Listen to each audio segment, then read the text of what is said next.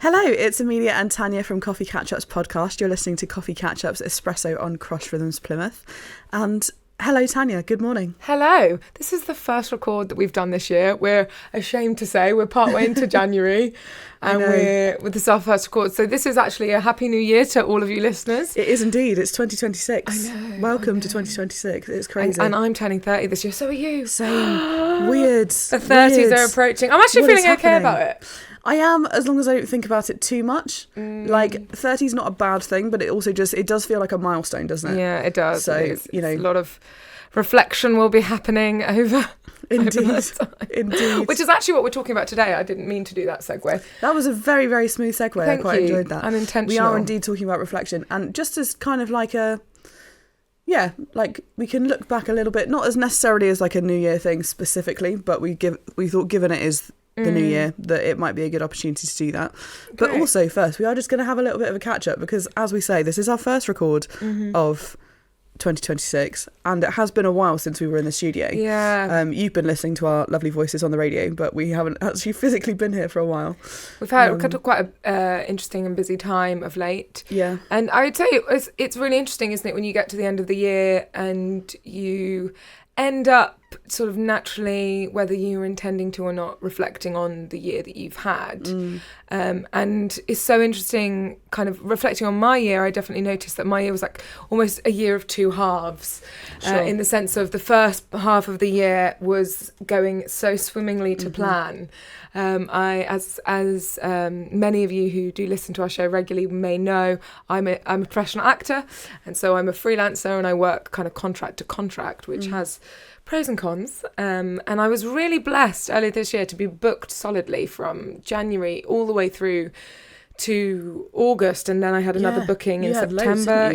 Loads. I had another booking September, October, and then November, December. So I was booked for the whole year, which is amazing. And that's not always the case as an actor. You often have these big gaps, enormous gaps where you're sort of scrabbling to find work. And I was so lucky. I was like, yes, this is it.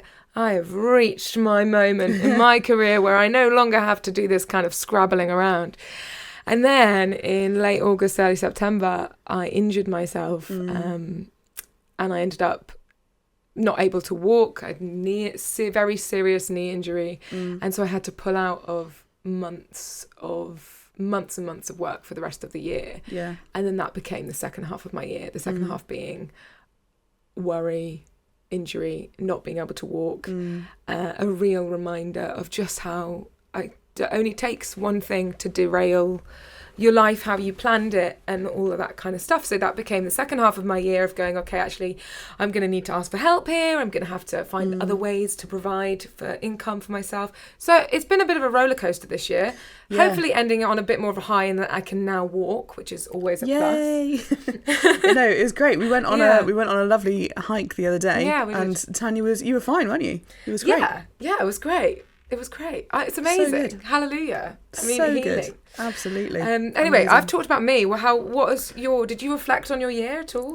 Yeah, I think similar actually. It did seem to be a year of two halves, as I think you put it really well, because again, the first part of the year, things were going great. My contract with the National Trust had been extended for another year, which was awesome, because that was what I wanted to do, was continue working in heritage, which I absolutely love. And then we got to sort of the summer, and then the National Trust announced that they were making redundancies, which was really hard because there was a lot of uncertainty for a really long time. I was then obviously kind of, it was about 90% certain, wasn't it, that I was being made redundant, but we didn't know for certain until like November.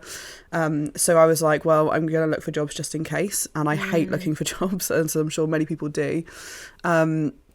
And then there were two jobs that I was asked to apply for that I then didn't get, which was really like, what's going on? And both times it was just that somebody with slightly more experience had actually applied and they got that job, which is fair enough. But it was also like, oh my goodness, what's going on? And then I did get a job. So I'm now not working with the National Trust. I'm working at Plymouth University, which is being really enjoyable so far. Been there for a couple of weeks now, which is great. But yeah, it was just a weird, really weird. Year. And then also my car died. didn't it? So love it. RIP to my car.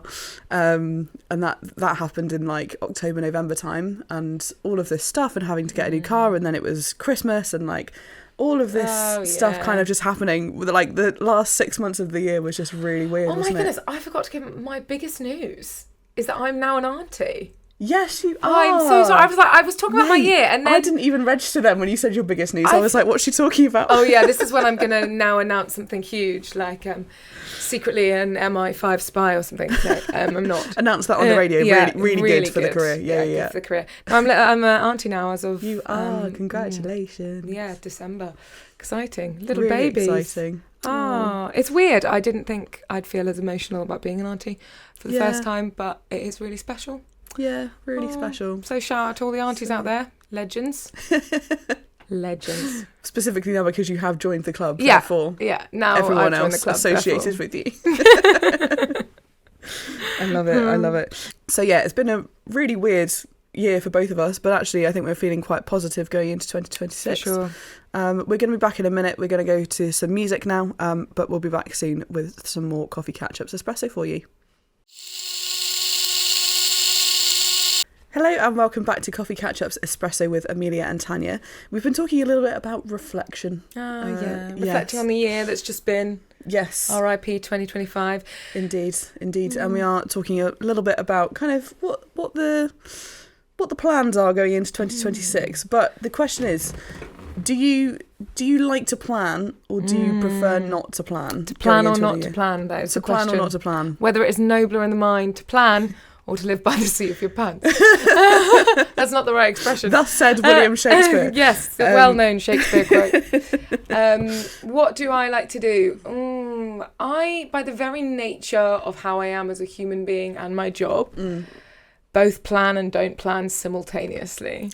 That I find stressful. Please explain. Okay. So as a freelancer, there's a certain level of you've got to try and book in work, and you work for yourself and you organise your life and blah, blah, blah. So there's a level of planning in that. But also things change so quickly being freelance. You can go from like I was saying in the previous section about my year, at one point during October and November, I was desperately applying for loads and loads of different jobs because I couldn't do the usual jobs that I booked because of my knee injury. And so desperately, and I was panicking and I was going, oh my goodness, I've got no money and nothing coming in and no work. And then suddenly December then turned out to be the busiest month I've ever worked. And I do tend to work quite hard in December and just had no time. And so I've found it's best not to plan too much because my plans always end up just changing on a hill. But at the same time, do you ever get those people that ask you, what's your 5-year plan? What's your 5-year plan? You got a 5-year plan? Yeah. And I both find them inspiring and deeply irritating simultaneously. Yeah, I know exactly what you mean, because I think, yes, it's nice and it's great to have kind of goals for that kind of thing. And if you do that kind of thing, then that's great. But I think the issue with that is it's so hard to know what's coming. Because actually you just don't know what's coming. And like we've just discussed in the previous section before we had a little break, we were saying that actually 2025 for both of us was a year of curveballs, wasn't it? Massive curveballs. And like my life is completely different now, in a way completely different now to what I thought it would be at this point like a year ago, because so much change that was out of my control. And so I think it's great to have a 5-year plan. And again, if you do that, fair play. Yeah. But I would agree with you.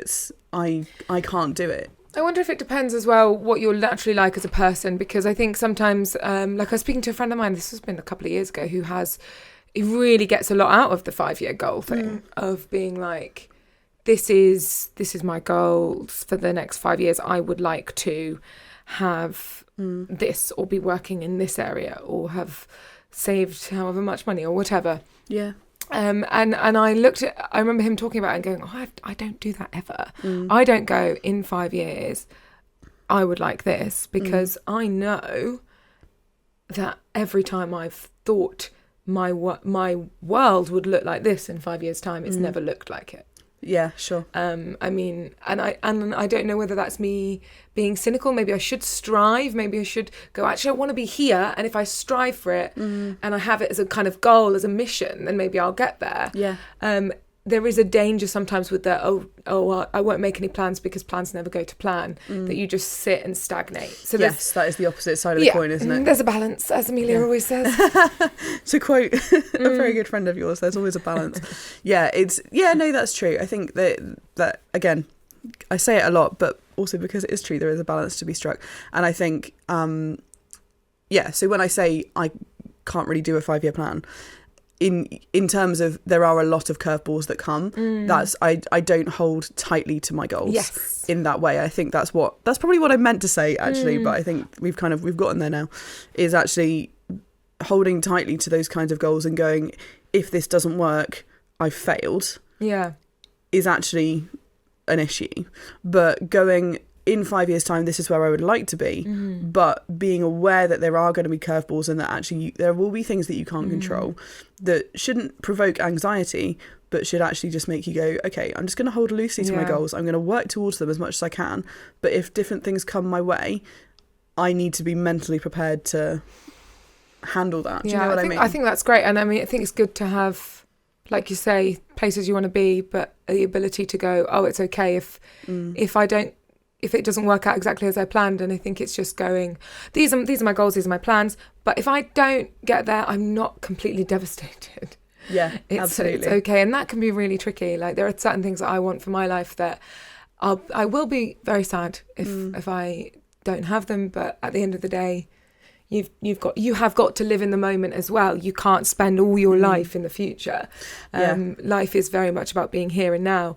And there's a beautiful song that I always say when I'm having a tough time, actually, to myself. It's got these lyrics. That go, take a breath, smile, and say, right here, right now, I'm okay. And that's something I find when I get too much in my head about the future, or indeed the past as well. It's like, actually, right now, what is happening? I'm okay. Right now, I'm here. I'm in the radio station with a good friend. I'm okay, regardless of what else is happening and whether I've achieved my goal or not. So sometimes dialing down the pressure is really helpful on ourselves, and then sometimes dialing up the pressure is helpful. Yeah. So it's really about you and your own personal walk, really.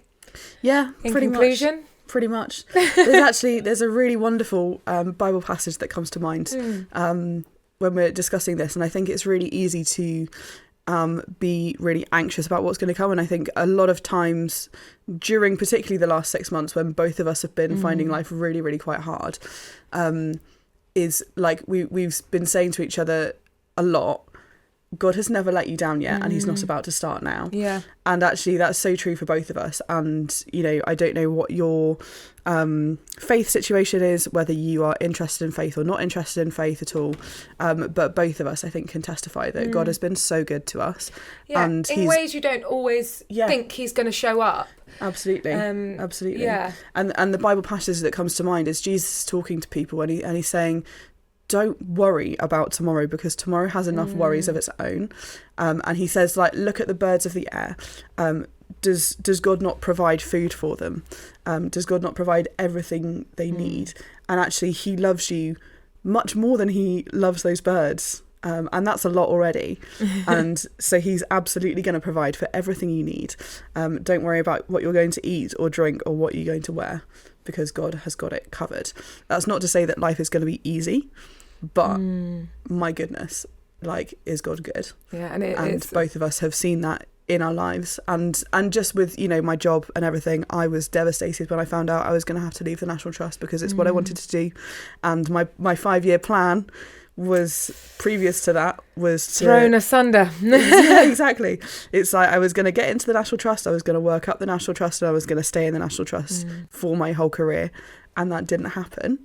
But the job I've got now is wonderful. I'm really, really enjoying it. I'm working with really lovely people.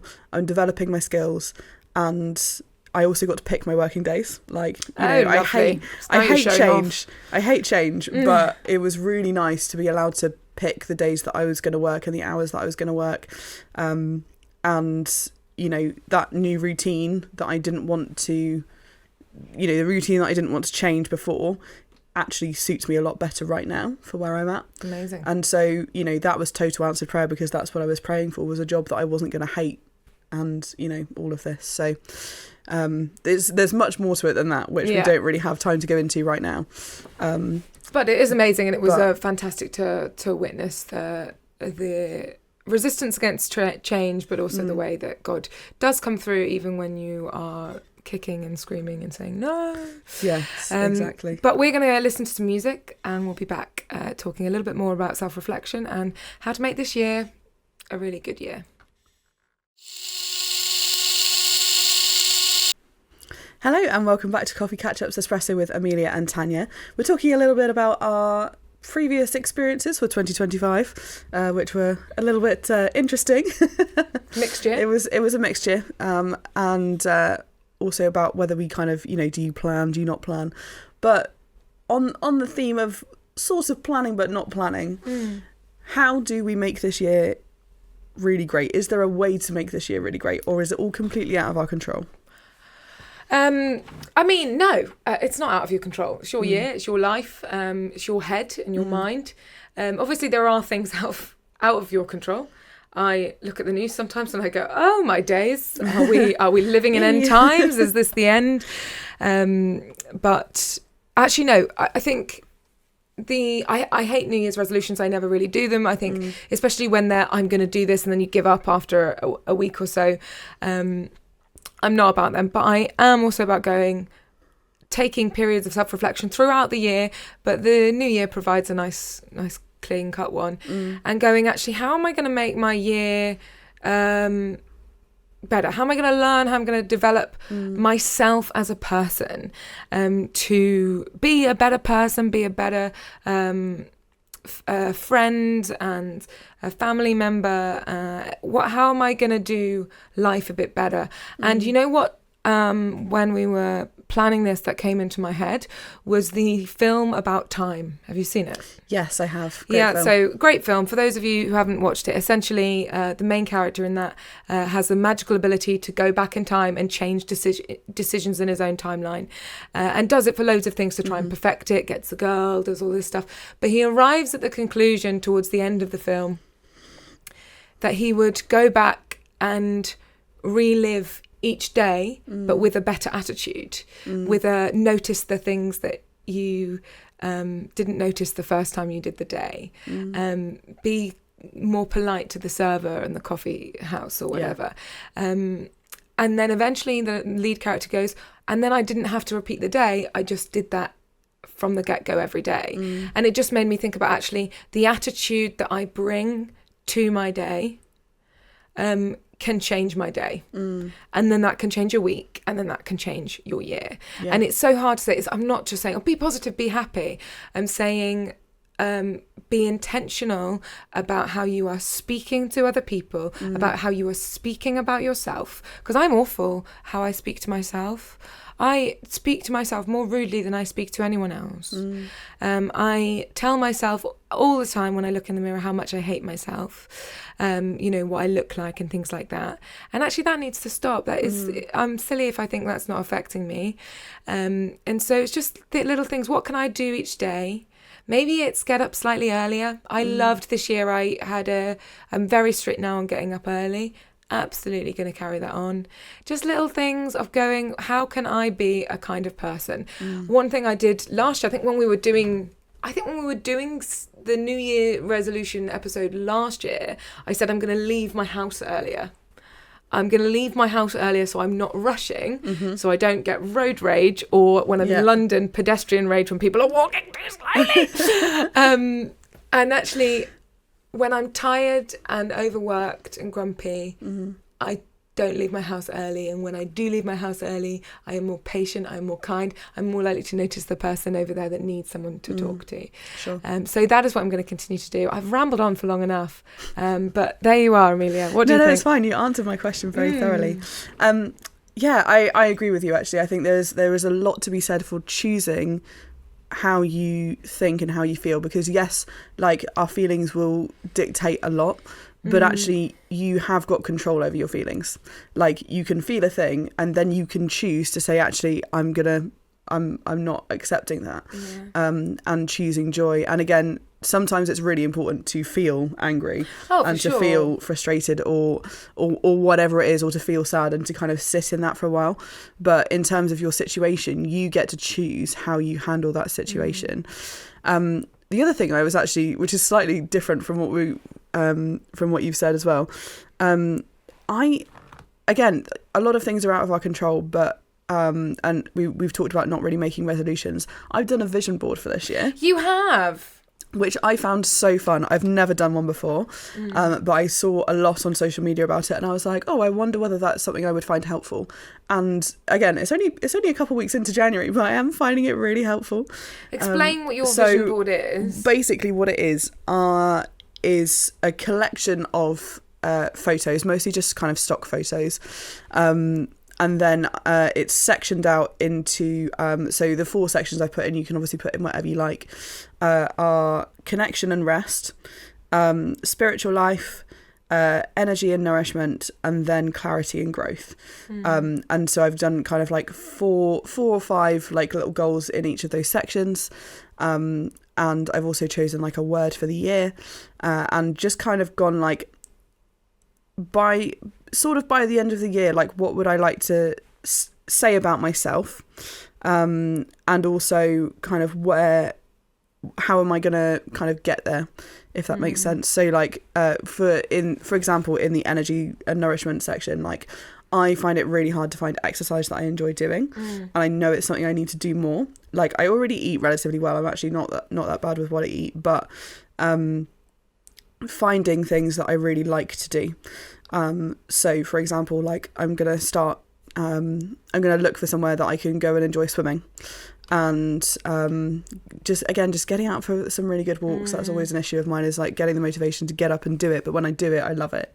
Nice. Like we did a really good walk the other day, and there was a long uphill section which was slightly painful, but yeah, no, it was great, and we felt so good. And the weather was top tier. The weather was really good for January. Because we were both saying, we were like, this feels like it could be March, like it's not January. Exactly. It wasn't even that cold, but yeah, like I felt really good after that, but getting the motivation to go out and do it is a whole different thing.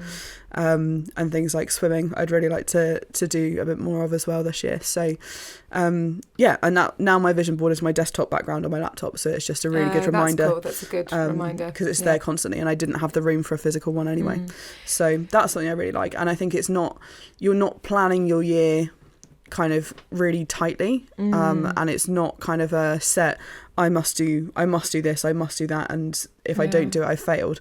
But actually it's kind of like you set out, it's just a visual aid really, for what you want to do, and I found it really helpful. But I think for some people that would be really, really helpful. For me, that is never something I'm going to do. No, but I tell you what, I did discover, I actually have a confession for you, Amelia.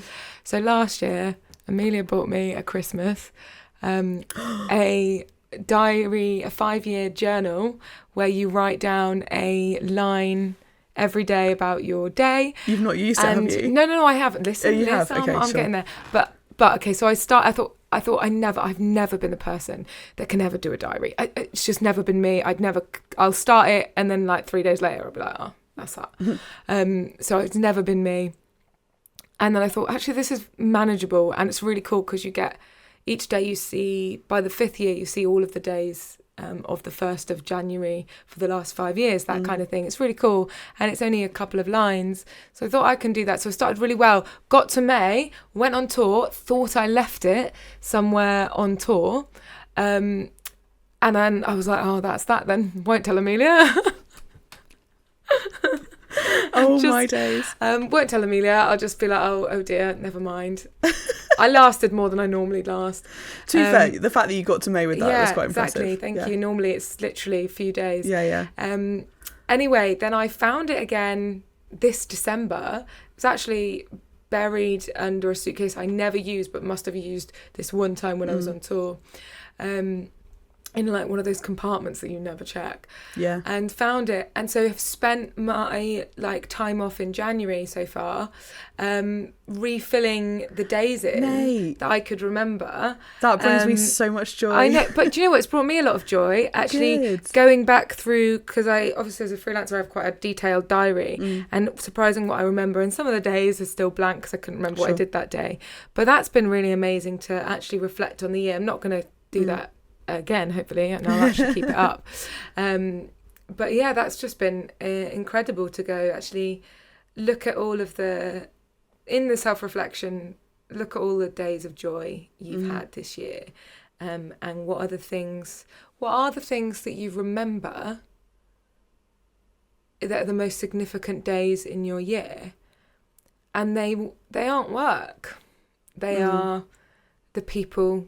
What day did I go to this with Amelia? Or what day did I go to the beach with my friends for Alice's birthday or something, you know? And those are the days that really mean something. So I think from having done that, and I'm still sort of doing it, I'm going to try and make more days that I go, let's go for a walk, let's go to the beach, let's do something that I will remember more than just... than just my average day at work, followed by maybe a coffee with a mate, you know? Yeah, so good. I love that anyway, so much. That was my confession over for you, Amelia. No, that was great. It was a better confession than I expected, because I literally, by the look on your face, I thought you were going to tell me that you just hadn't done it at all. Yeah. But no, I love that. That's great. I'm so glad. We are going to go for a bit of music, and then we'll be back with everyone's favourite section, Snack Chat. This time it is Snack Chat Wrapped. Indeed. Hello and welcome back to Coffee Catch-Ups Espresso, and it is time for Snack Chat, and we are doing Snack Chat Wraps. Wrapped, yes. We're discussing our favourite and least favourite snacks of 2025 and a few other categories as well. Absolutely. Can I also just say just how lame this is? If you're thinking this is really lame, I completely agree with you. I think it was my idea. All of the lame ideas are always mine. Amelia has much better and classier ideas. Well, they're not better. They're just like slightly classier. more. Yeah, they're classier. Logical. It's okay. Usually, yours are kind of quite out there. So this is this was in fairness. As soon as you said the words "Snack Chat Wrapped," I went yes.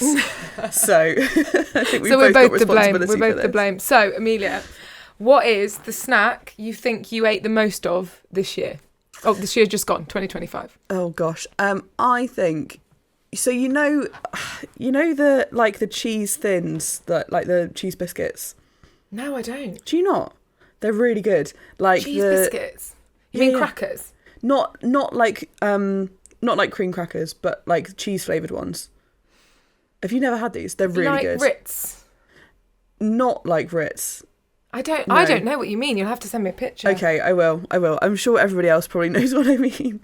But do you know what? I've actually eaten so many this year. It's really bad. Every time I buy a packet, I'm like, oh yeah, I'm going to go through it slowly.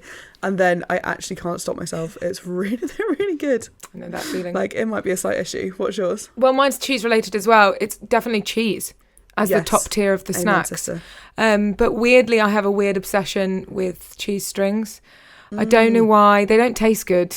But they unlock something in me, and every time they're on offer, I buy them.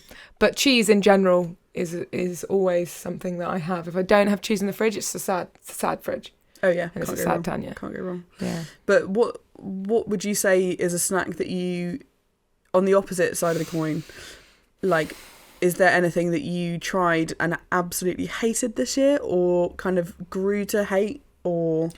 I hate all things Biscoff.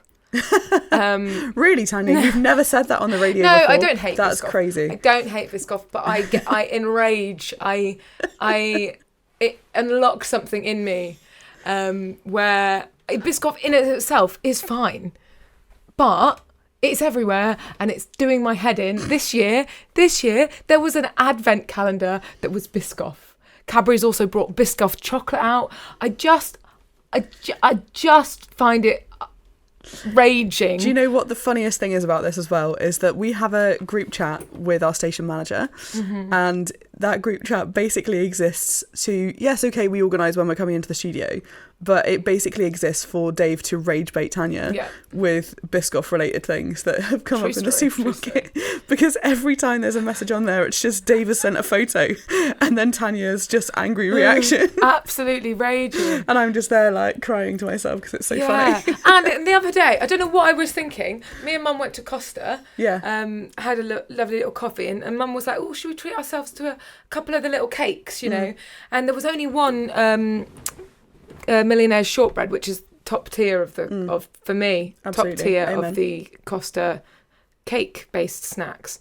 But there was only one, so we thought, oh, okay, well, we'll share, then we'll get another one. And for the life of me, I can't tell you why we went for the Biscoff cheesecake. Why? I don't think I knew Costa did a Biscoff cheesecake. Well, obviously, I mean, maybe it was a novelty thing, but they should stop doing it because it was awful. It was genuinely the worst snack I've had all year. And it's it's the start of the year, so it's already ruined my year. Oh, no. But I'm so sorry. Yeah, so I don't know why I did it anyway. It always enrages me. But, you know, Biscoff, it's okay. I will concede it's okay. It needs to calm down. Anyway, rant over. This is when people are going to start sending me pictures of Biscoff.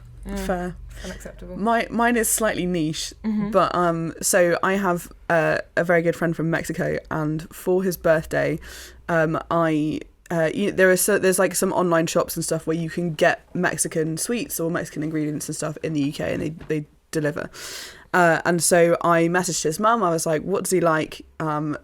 Help me kind of like put together a good kind of package." Nice. And she sent me a few things, and so I put in this order. It arrives at my house, and they put in a couple of like courtesy sort of like thank you lollipops or whatever. Oh my gosh.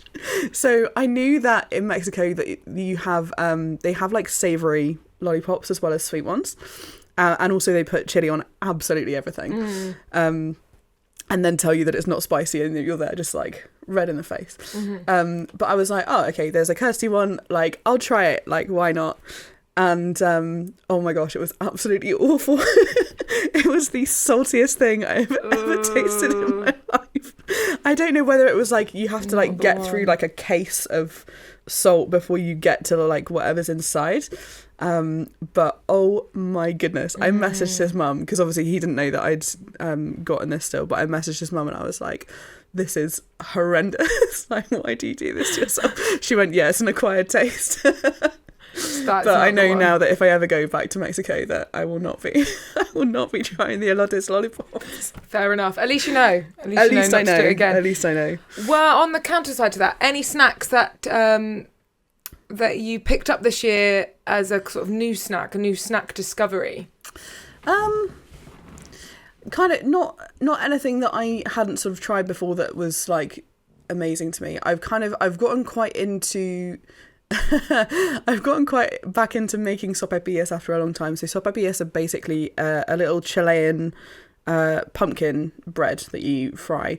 And when I was working for the National Trust, I, as just sort of like a byproduct of working there, I was given quite a lot of produce from the kitchen garden, including a gigantic pumpkin this year, which there was like way too much to do that much soup with, so I pureed it, which is what you make these little pumpkin bread snacks with. So I ended up making up quite a lot of sopapillas, which are very, very good, by the way. I recommend. And I have eaten slightly too many. That sounds good. That sounds How about you?